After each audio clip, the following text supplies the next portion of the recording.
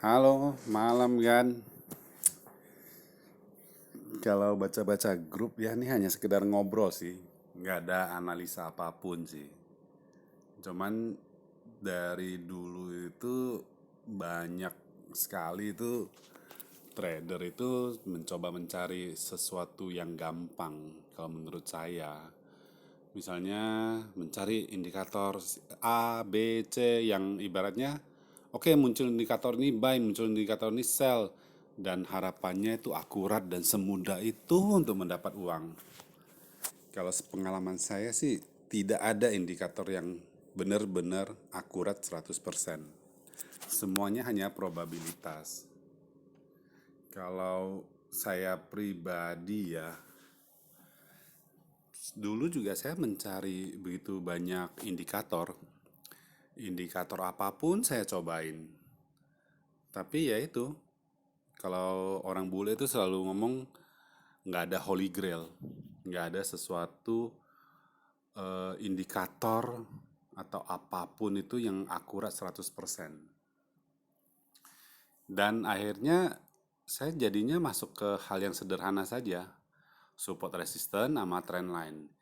Jika support dia jebol dan saya tunggu dia retest, setelah dia retest rupanya nggak mampu jebol balik. Jadi secara gambaran saya berarti marketnya lebih kuat buyer atau begitu sebaliknya. Jadi sebenarnya semua ini nggak serumit yang dipikirkan kalau menurut saya ya. Jadi kalau kalian memahami itu candlestick itu bagaimana sih kok ada hijau, ada merah, ada yang panjang, ada yang pendek, ada yang shadow. Sebenarnya candlestick itu terbentuk karena jumlah transaksi buyer dan seller. Jika bayarnya lebih banyak, itu candle akan hijau. Kalau bayarnya over sangat masif, itu candle hijaunya panjang. Begitu juga sebaliknya. Terus kita lihat ya, ini yang saya contoh sebagai salah satu contoh saja. Ini yang saya lingkarin. Kenapa dia ada shadow? Kenapa candlenya merah? Kalau dilihat dari bentuk candle, pada saat dia open, itu dia naik dulu. Naik dulu sampai ke atas, sampai di atas itu baru turun balik menjadi candle merah. Jadi kalau dari satu candle ini aja sebenarnya ceritanya udah kelihatan. Jadi pada saat close candle itu buyer membeli lebih banyak, tapi pada saat di harga 32.800 itu lebih masif lagi seller yang nungguin di sana untuk short. Maka terjadilah candle merah ke bawah dengan shadow panjang. Nah, sebenarnya kita ya perlu memahami aja, itu shadow terbentuk karena apa? Karena buyer kah, karena seller kah? Jadi kita bisa tahu secara garis besar itu di market itu mereka maunya apa? Maunya lebih nge-short atau maunya lebih apa? Jadi kalau yang sederhana sih saya bisa begini aja nih. Misalnya saya kelihatan pattern sepenggal. Ini tujuannya anggaplah saya hanya scalping saja, bukan untuk swing. Jadi misalnya candlenya yang tadinya hanya terbentuk begini nih. Terus saya tandain. Oke, ini close candlenya di sini. Close candlenya berarti di sini saya melihat ini ada dua kali rejection. Berarti setiap nyampai di harga 32.180 itu selalu banyak seller yang nge-short di daerah sana. Berarti saya sudah berasumsi, berarti itu ini market sudah menilai harga overprice. Overprice maka dia harganya nggak mampu menembusin 32.180, walaupun tembus hanya sebagai shadow, yaitu turun balik dan penutupan candlenya di bawah 32.180. Oke, berarti saya harus ngapain nih kalau untuk scalping? Ya biasa saya tungguin dia mau tes lagi nggak nih ke atas atau mau ke bawah. Nah kalau ke bawah saya cari di bawah supportnya di mana. Kalau lihat sepenggal gini kan ini udah kayak huruf M ya. M berarti aku lupa sih namanya, cuma biasanya ini kita sebut yang saya garisnya di sini ini adalah neckline-nya, batasannya. Jika dia mampu menjebol neckline-nya, berarti ada kemungkinan besar dia akan melanjutkan penurunan ke bawah. Sampai mana? Sampai kisaran di sini supportnya 30.892. Oke, berarti saya biasanya nungguin, oke dia mau kemana nih? Kalau dilihat pelan-pelan, oke dia ada mencoba nih ke atas yang saya lingkarin. Setelah ke atas terjadi rejection. Rejection ya udah, berarti saya candle setelah penutupan merah doji dengan shadow candle merah saya nge-short sampai mana ya, kalau namanya scalping ya sampai sebatas kepuasan. Kalau mau diukur ya ini resistennya yang saya ukur, supportnya. Berarti TP saya di sana. Karena di harga itu juga terjadi perlawanan sebelumnya kan. Oke, dapat profit. Terus dia coba lagi. Terus candle merah lagi. Hijau panjang, terus merah. Nah, sekarang yang menjadi perhatian, kok waktu di merah nggak ngambil nge-short? Jujur kalau saya buru-buru pasti saya ngambil nge-short. Karena ya rejection lagi kan, karena sudah 3 kali.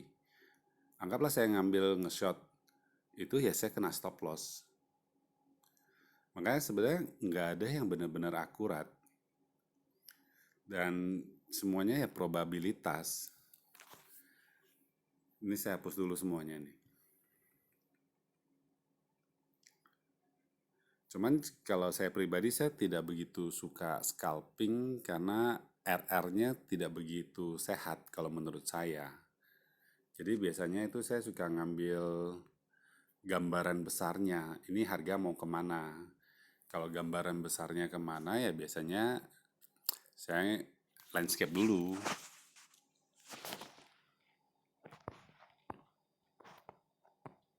Dari landscape baru bisa kelihatan gambarannya kira-kira mau kemana. Kalau ini kan time frame 1 jam. 1 jam ini sebenarnya bisa dibilang sekedar scalping juga ya kalau hanya main di satu time frame.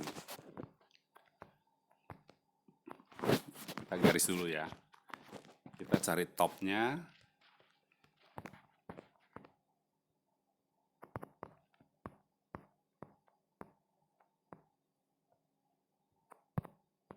Oke. Ini kan minimal sudah ada 3 titik. Berarti sudah menjadi strong trend. Strong trend berarti saya tinggal setelah saya garisin sudah ada trend line, tinggal yang horizontalnya, horizontal supportnya di mana.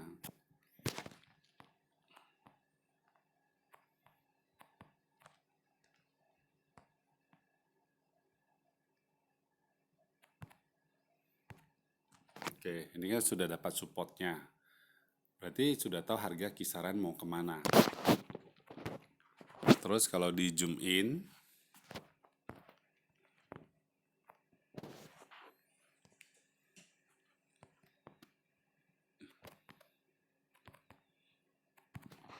di sini sudah kelihatan udah rejection atas trend line dan horizontal resistance.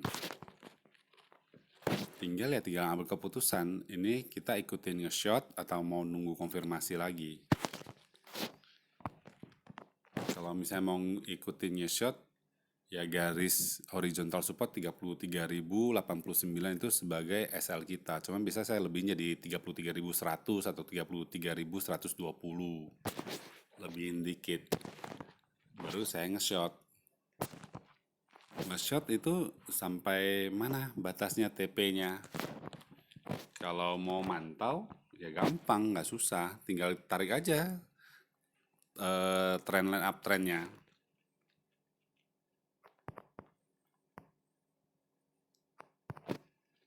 Oke, sudah kelihatan kan trendline uptrendnya? Berarti itu batasan kita untuk TP.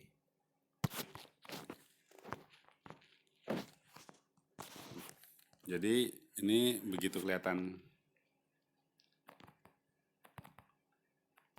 ada doji candle hijau dengan shadow, berarti saya anggapan sudah, oh ini mungkin udah mau balik arah, walaupun saya nggak tahu pastinya mau kemana. Cuman ya di harga itulah saya ambil profit saya.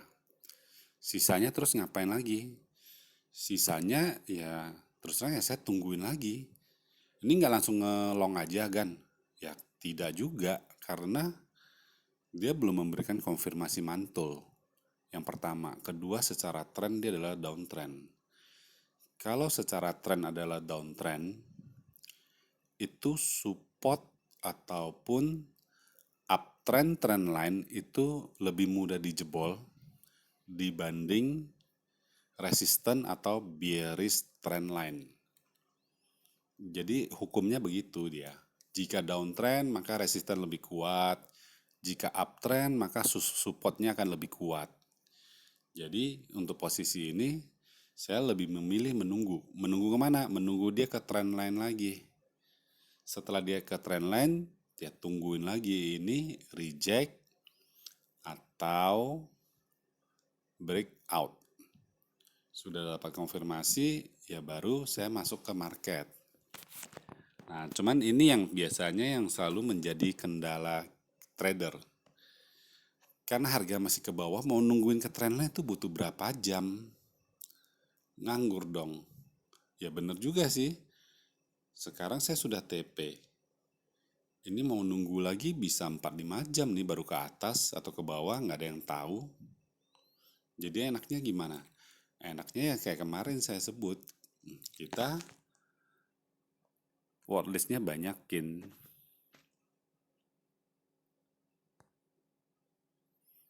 Tinggal ceklah satu-satu mana yang sudah punya konfirmasi. Tinggal dianalisa, kalau sudah cocok, ya baru entry. Cuman tidak menghilangkan risk. Terus kalau yang pakai indikator mungkin RSI atau apa, kalau bagi saya itu jauh lebih tidak akurat. Kalau bagi saya, mungkin karena saya juga tidak tahu cara pakai yang benar.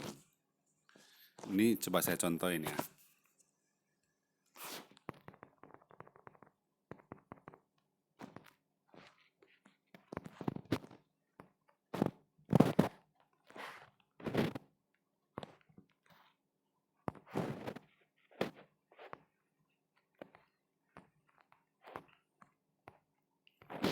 Kalau di RSI kan kita sebutnya kalau dia di atas 80 adalah overbought, di bawah 20 adalah oversold.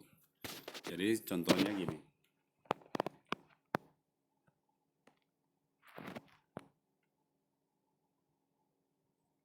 Ini yang saya tandain kalau pakai RSI secara gimana ngomongnya ya.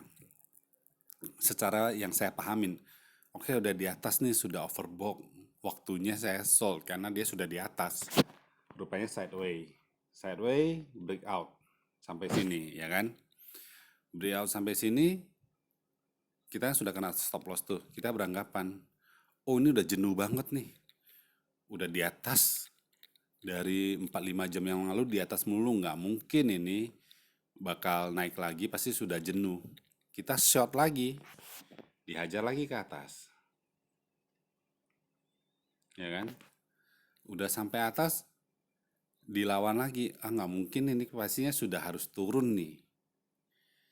Sudah harus turun. Nge-short lagi. Rupanya naik lagi ke sini.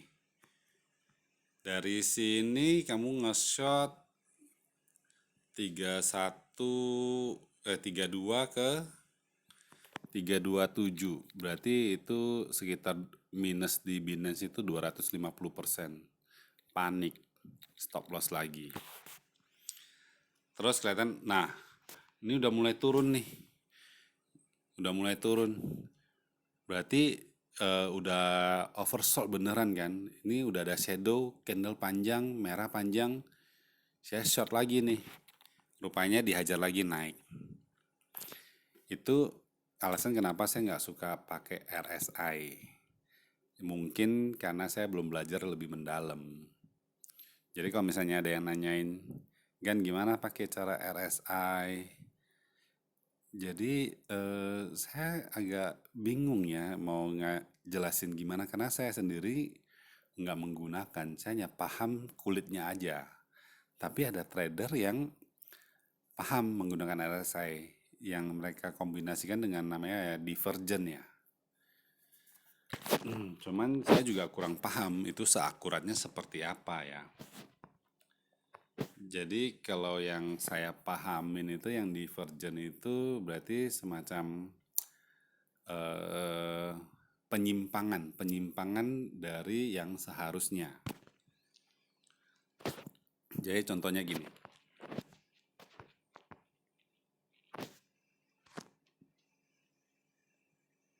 saya cari dulu ya.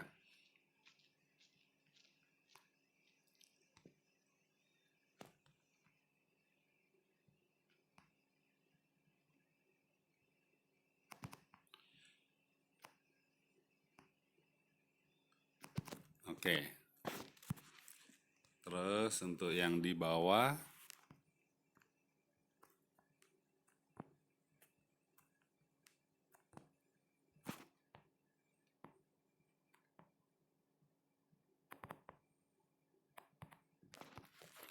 oke, jadi rule-nya divergen itu jika kamu garis dari atas, maka yang di RSI itu juga harus garisnya yang dari atas.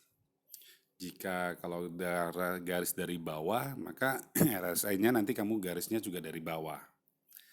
Jadi gini, yang kamu lihat yang saya garisin itu kalau untuk di candle, garis trennya ke atas pundak sama pundak. Terus yang di RSI itu garisnya ke bawah.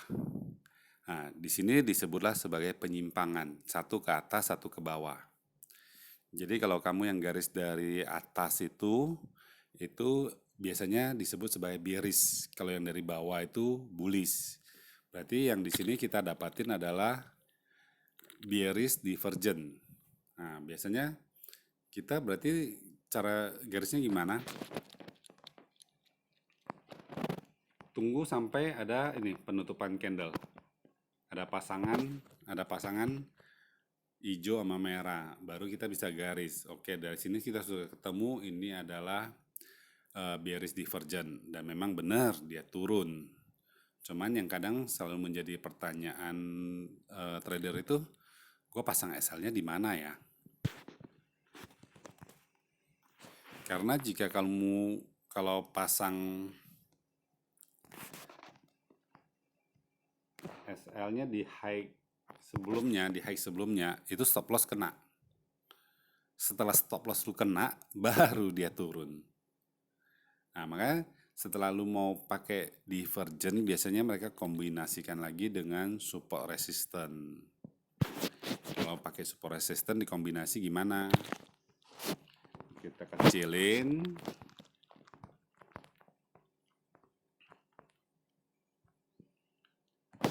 Kalau dari sekilas sudah kelihatan di sini nih.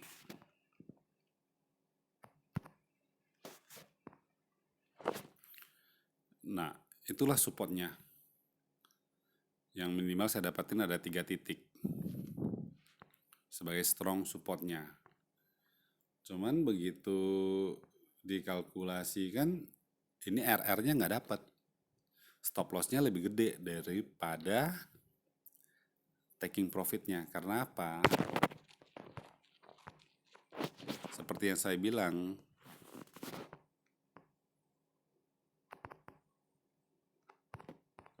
begitu kamu garis trend line, berarti kamu udah tahu ini untungnya tipis, tapi stop loss-nya gede.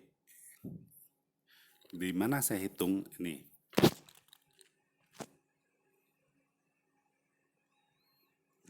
Pakai posisi penjualan karena kan tadi maunya nge-short kan.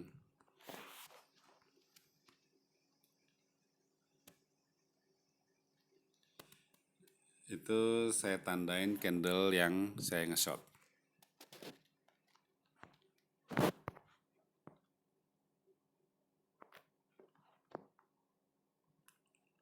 Nah, ini salah nih. Bentar. Posisi penjualan.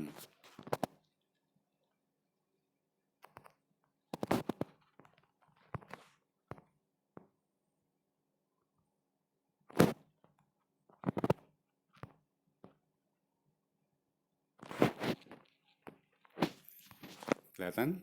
Kalau merahnya lebih gede daripada hijau, berarti resikonya lebih gede daripada cuannya.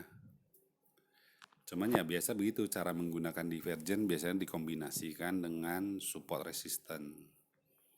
Semoga bisa membantu ya.